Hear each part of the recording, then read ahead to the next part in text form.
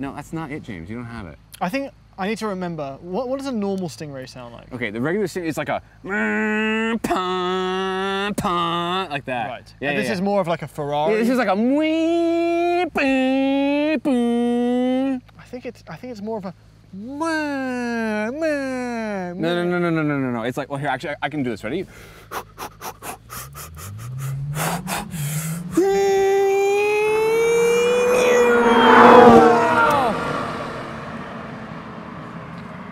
Whoa. No, that's not it. It's still like a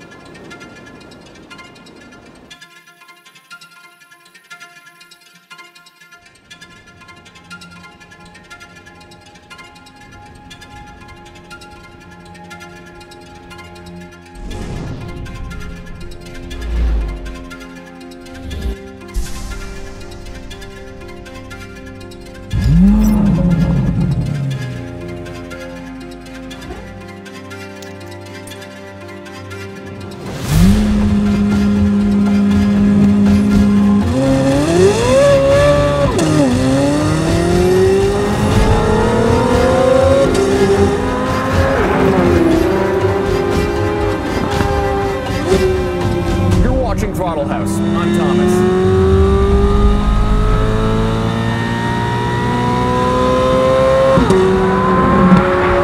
And I'm James.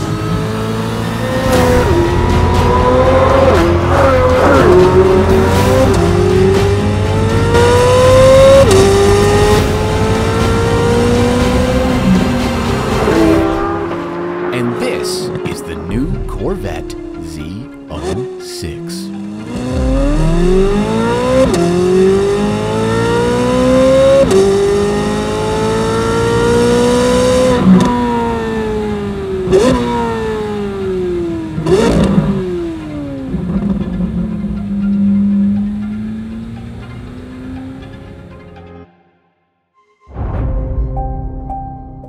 If you missed the memo, the C8 generation of the Corvette has experienced an engine migration.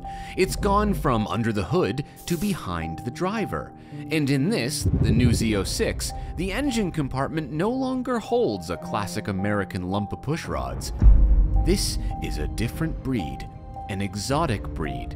Instead of supercharging the normal engine like last generation Z06, this time they've opted for an au naturel, free-breathing one.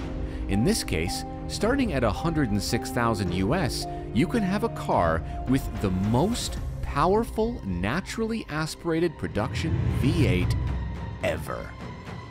The car itself is also wider and stiffer than the normal Stingray, and this one has the Z07 package, so its Cup 2R tyres make it stickier, and its extreme aero makes it downforcier, and it gets ceramic brakes as standard. But in any trim, Chevy claims that the Z06 is the ultimate supercar experience. Is that so? Well, they invited us down to Pittsburgh to find out. And if you're new to Throttle House, we do car reviews, track tests, and quite a lot of messing about. So subscribe, hit the bell. It's like a Ferrari. It's a flat plane crank. A cross-plane crank. Flat plane crank. So why all the fuss about a flat plane crank?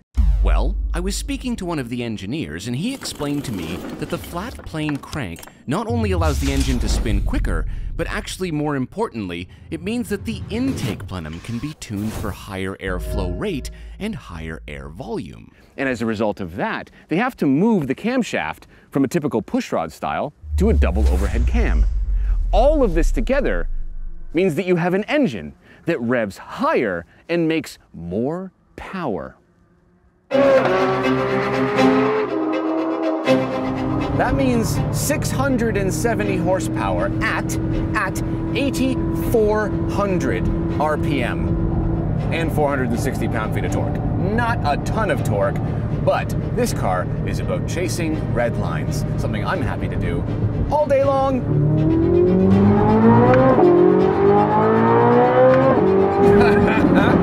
Oh my God. What? The sound is absolutely insane. This is not a Ferrari from the mid-2000s. This is a brand new Corvette. And that sound doesn't quite compute. The team that developed this car have done some kind of like Lexus LFA inspired audio tuning. Inside the intake plenum is like these little valves, like throttle bodies, and they allow air to pass from one side to the other as there's pressure waves happening and stuff that I don't really fully understand. But they said that those valves do a bit of a dance. And what that dance does is it enables not only more power and more flow, it also means that it makes a crazy induction noise. And induction noise is what you want in a high-revving, naturally aspirated engine. Right past 7,500, right past 8, that just sounds nuts. God, that's cool. And on the outside, the exhaust has this cool little flare on it. As the air comes out of the pipe in the middle, it expands rapidly and reflects back towards the driver. So not only am I hearing induction noise, I and everybody else in Pennsylvania is hearing the exhaust.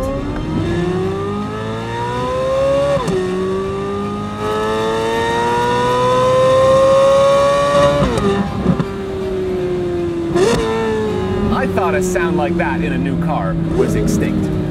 And I will say that the power delivery is pretty much perfect. It's actually got punchy torque all the way through the rev range. There's just so much happening all through the revs. And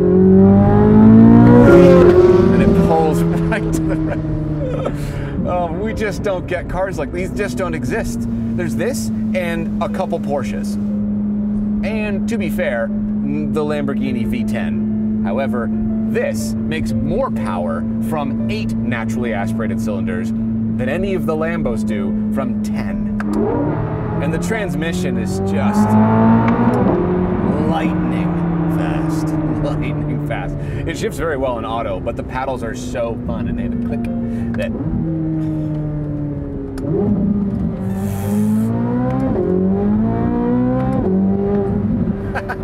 Feel the rear start to squirm under throttle there. Oh my God, what an unbelievable engine.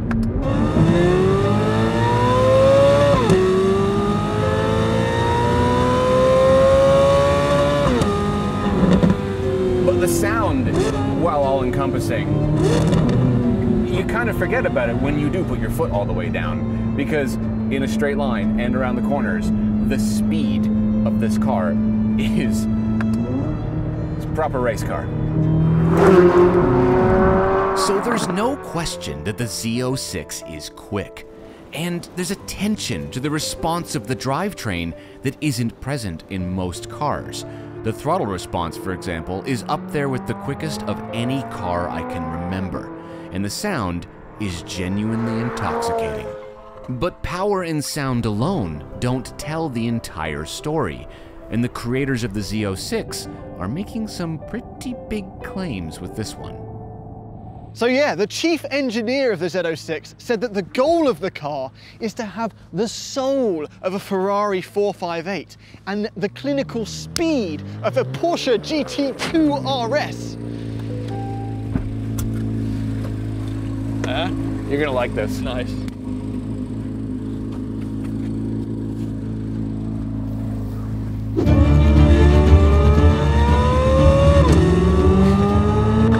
And that speed, yeah, it's clinical. Clinical in the sense that it's abundant and you feel absolute control over it.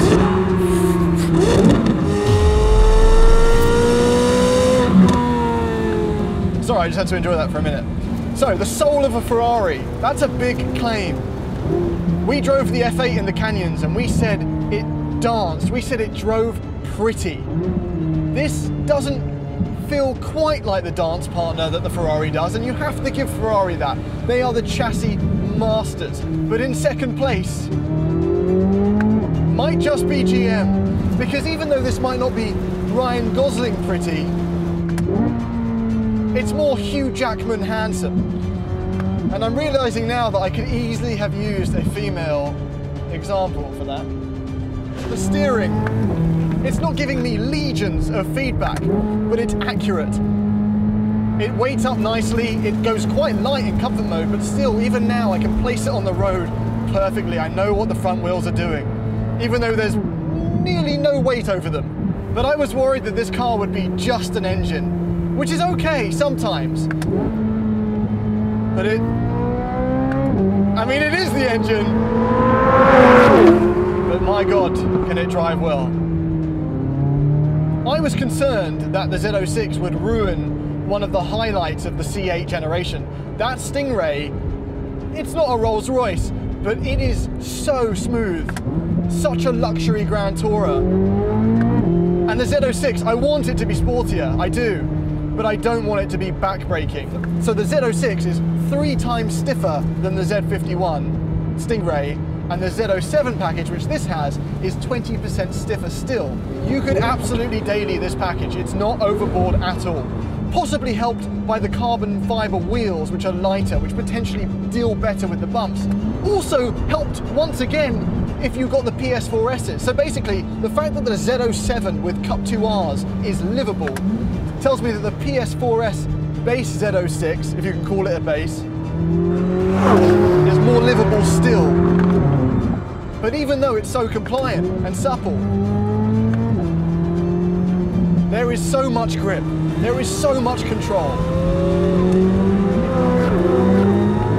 So the chassis might not dance like a Ferrari F8, and it might not hit, I can't say for sure, but it might not hit GT2 RS lap times. But the fact that GM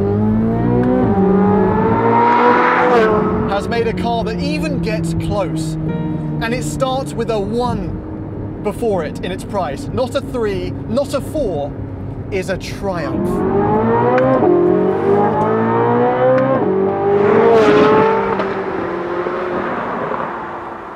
Okay, so. Z06 day. Z06 day. It's a good day. It's actually quite chilly, which the Cup 2Rs don't like very much. It's English weather. You're used to this? This is Yeah. July? So we did just drive this on the track. What's the name of the track again? Pit race. Pit Race, which stands for Pittsburgh International Raceway. It's our first time in Pittsburgh, yeah. Yeah, it's a nice track actually. Great track. Elevation, really pretty. Anyway, this, just a few track impressions because, you know, we'll do more track testing later, but just based on what I found out there, it's like really good, right? Yeah. Very, very race car-ish. Incredibly plain. Fantastic, yeah. Right? Curbs, not a problem. Boom, over them. Yeah. Right?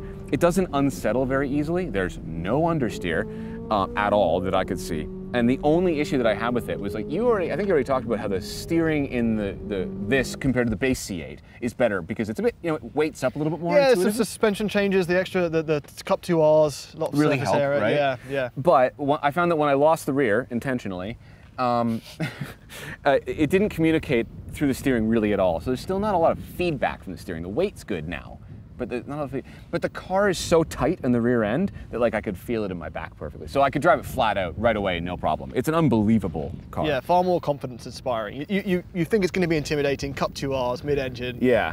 And it's not. But and the limits were so high. Like there was a racing driver in front of us, a Corvette racing driver, right? Yeah. And like we had to really push to find the limit of the car. It's way up there. But if you're spending the extra money, yeah, you want it to look different. You want to know. You want to go past someone with a Stingray and go.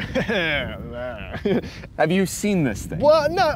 You know, it's Look at that. So the Stingray can come with carbon fiber area. This is slightly different. Yeah. But immediately, it's not obvious. Sometimes I've been seeing Stingrays around. Like, is that Z06? Yeah. And then you have to wait. And you're like, oh, it's not. And the only way I can tell visually immediately is this. So on the Z06, this wishbone is pre-broken. It's before you see if you can make a wish. Right. Whereas on the Stingray, it's this guy's going to win for sure. Yeah, it's that just, hand. Well, the Stingray is one. The Stingray is just this. Oh. On the Z06, you get this as well. I didn't notice that. The only thing I noticed is that compared to the regular one, this panel's different, that panel's different, this panel's different, the whole front's different, the whole rear's different. It's got a wing, splitters, because this is the Z07. Yes. Right? Well, that's the other stuff going on. So this is the Z06 is 3.6 inches wider than a Stingray to make way for those gigantic wide wheels. These are 345s. Yeah. These tires need their own differential to turn around a corner. Yes, you can hear them going. They do fight themselves. Yeah. But yeah, the Z07 stuff, or Yeah. Z07 if I'm going to betray my countrymen, is the stuff like, some of the stuff you can't see. So underneath here, there's strakes, which I've realised. You've realised now that it is indeed strakes. Yeah. In our Testarossa video, there was doubt. But there's strakes. So the goal of everything here is the least amount of drag, the most amount of downforce, and it's something they're really proud of, because that's the goal. You don't want to be slowed down the straights, but the moment you hit a turn, you want to be. Well, you can kind of feel like, to be fair, I haven't driven a lot of like super high downforce cars, like really high level race cars are all downforce related, but I swear you can feel it in the high speed corners on the track, absolutely. Right? It like settles in and you're like, how am I going this fast through this corner? I think the only ones we have tried are the ZR1 from the C7 gen and the ACR Viper. And I could feel the downforce in those even at our track. But this does also get a big wang. Big wang. Big wang and... okay, can I say that I'm sure it's styled in a wind tunnel or whatever. Yeah. I don't like the look of this wing. I think there's too much going on. You know what I mean? Hardcore unless you live hardcore, Thomas, and that's hardcore. Okay. All right. Carbon fiber wheels, very expensive. I think they look great. You'd pay for them? Well, okay, so here's the thing. I haven't driven the car without the carbon fiber wheels. No. So I don't know, usually our experience when you get ultralight wheels, you see advantages in going over curbs and that type of thing, or bumps in the road, the ride's a little bit better, and you can kind of feel it in the steering. It was on the GT2 RS. Yeah, there was the magnesium wheels. It was immediately apparent in the steering, right? Yeah, but they are. I don't know. It's a crazy looking car. And this is Accelerate Yellow. Accelerate Yellow. Yeah. Should we have a look inside at the small changes? Yeah. Okay. Okay. All right. So what's different? There's a little bit more carbon fiber. Okay. All right. So. Yeah. So this one's quite optioned out, but yeah, you're not seeing a very different car to the Stingray because of the optioned out stuff. We have heated and cooled seats, which is stuff you don't really expect on a $100,000 sports car. No. Or maybe you do now. Well, we've said before, this thing gets so much stuff right. Yes. Right? Like these seats are incredibly adjustable and quite comfortable. And I'll be honest, I didn't have a thought about them on the track. With all the G-forces, did you think one point I'm not being held in? And they haven't changed, so they're not more bucketed or anything from the Stingray. No, it's funny, we asked the engineers, like, why didn't you guys change the seats and make like a Z06 seat? And he goes like, well, they're pretty good, weren't they? We're like, well, yeah.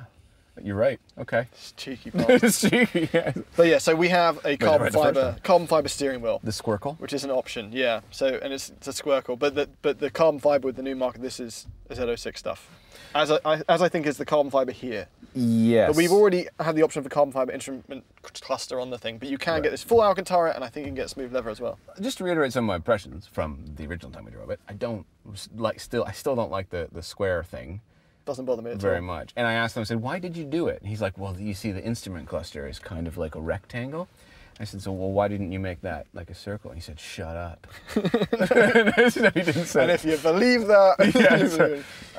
No, infotainment is good. This is nice. I mean, you're very much the priority here. Yeah, the cockpit of the Stingray was already a big part of what made it feel like a supercar for sports car pricing. That hasn't changed much. It didn't need to change much. I just realized it says 70 years, 1953, 2000. Isn't it me or is Corvette always celebrating some sort of anniversary? It's always like a milestone of some kind. Well, it's wishing happy birthday to all of the owners.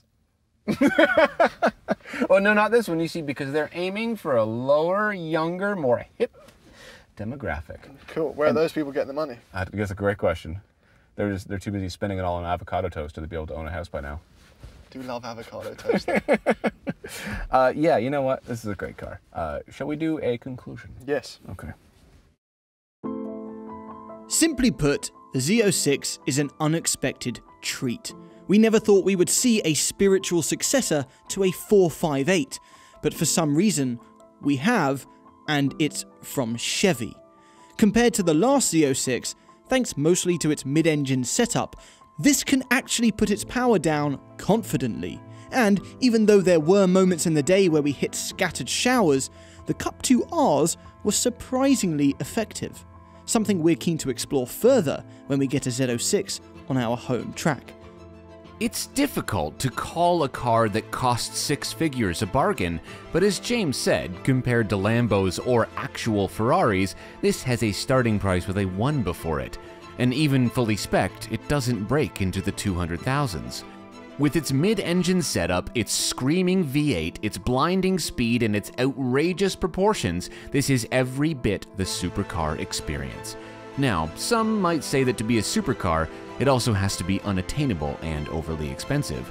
Well, thanks to chip shortages and dealer markups, we figure that's probably still true. So, welcome everyone to the latest supercar. It's magnificent. Thanks for watching.